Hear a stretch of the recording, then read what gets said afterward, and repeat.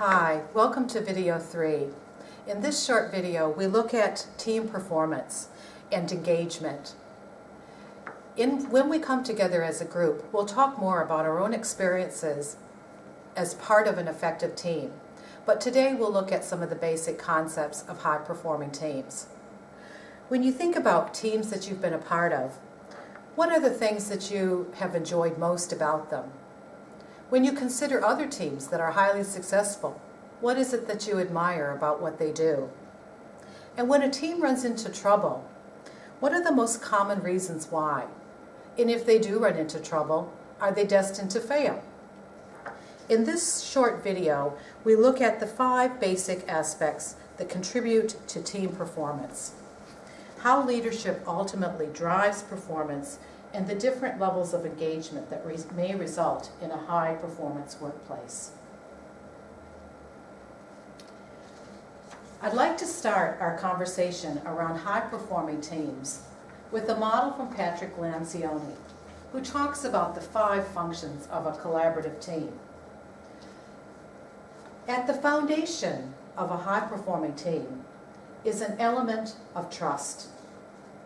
Members of a great team trust one another on a fundamental emotional level and are comfortable with being vulnerable with each other about their weaknesses, mistakes, fears, and behaviors. They get to the point where they can be completely open with one another without filters. With this level of trust, it enables the team to be able to hold crucial conversations in order to resolve differences. Teams that trust one another are not afraid to engage in passionate dialogue and debate regarding issues and decisions that are key to the team's success. They don't hesitate to disagree with, challenge, and question one another, all in the spirit of finding the best answers and making the best decisions. These crucial conversations are important because they contribute to a genuine buy-in and commitment.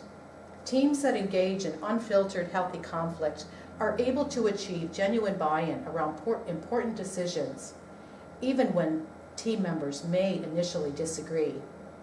They ensure that all the opinions and ideas are put on the table and considered, giving confidence that all thinking and input has been exhausted.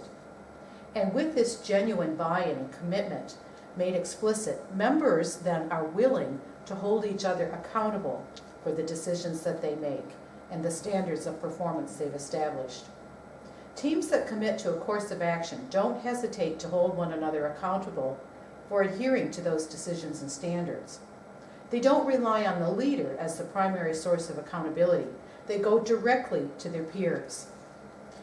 This is important because when teams trust one another, they engage in healthy conflict, they commit to decisions and hold one another accountable, they're more likely to set aside their individual needs and agendas and focus on what's best for the team, and in this case, the organization as a whole.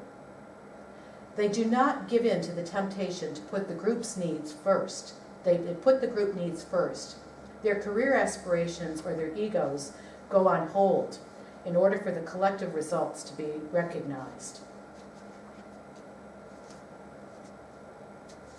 With this collaborative model in mind, let's now consider the role of the leader in performance overall. In this particular slide, we have several elements, but let's consider first the impact of the relational leadership on performance. It's not a direct correlation on performance, but it's a modifier or magnifier of both the team's working environment and the team's culture. Those are the things that impact employee engagement and their commitment to the workplace. Starting from the left, leadership drives culture. In the article by Pentland that you've been asked to read, he talks about how the team's energy, engagement, and exploration all contribute to team performance. These elements require that the leader be a role model to condone these types of behavior, that he or she does this by being inclusive in their communications, by going outside the group to gather information, and demonstrating through his or her tone and gestures that they're supportive and encouraging of others. The leader's attempts to internally connect and communicate direction with all team members will create a healthy, productive relationship that leads to an empowered work environment in which people feel valued and the work feels meaningful. Next, our culture drives engagement.